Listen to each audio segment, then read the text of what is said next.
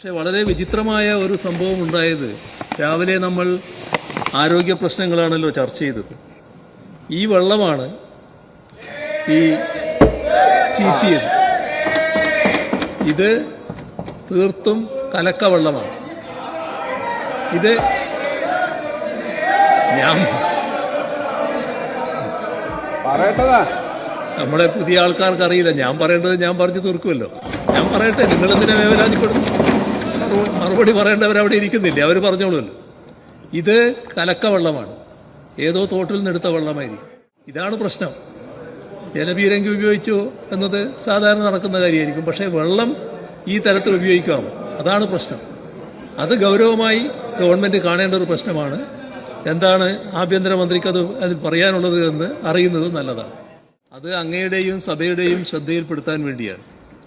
ഇന്ന് PM ശ്രീ പദ്ധതി നടപ്പാക്കുന്നതിനെതിരെയുള്ള ഒരു പ്രക്ഷോഭം കേരളത്തിലെ AIYF-ഉം AISF-ഉം യുവജന വിദ്യാർത്ഥി സംഘടനകൾ സംയുക്തമായി ഇവിടെ നടത്തിയിരുന്നു. നിയമസഭാ മാർച്ച്. ആ മാർച്ചിനെ നേരിട്ടത്, പോലീസ് നേരിട്ടത് അവർ ജലപീരങ്കി ഉപയോഗിച്ചുകൊണ്ടാണ്. ജലപീരങ്കി സാധാരണ നമ്മുടെ സമരങ്ങളിൽ ഉപയോഗിക്കാറുണ്ടല്ലോ. പക്ഷേ വളരെ വിചിത്രമായ ഒരു സംഭവം ഉണ്ടായത് രാവിലെ നമ്മൾ ആരോഗ്യ പ്രശ്നങ്ങളാണല്ലോ ചർച്ച ചെയ്തത്. ഈ വെള്ളമാണ് ഈ ചീറ്റിയത്. ഇത് തീർത്തും കലക്ക വെള്ളമാണ്. ഇത് ഞാൻ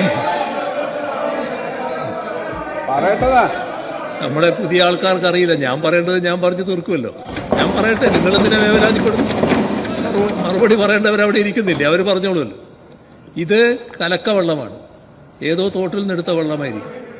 ഇവിടെ സാർ രാവിലെ നമ്മൾ അതിഗുരുതരമായ ആരോഗ്യ പ്രശ്നങ്ങളാണ് ചർച്ച ചെയ്തത്. ഇത് അമീബിക് മസ്തിഷ്ക ജ്വരമടക്കം ഉണ്ടാക്കാൻ പറ്റുന്ന തരത്തിലുള്ള വെള്ളമായിരിക്കും.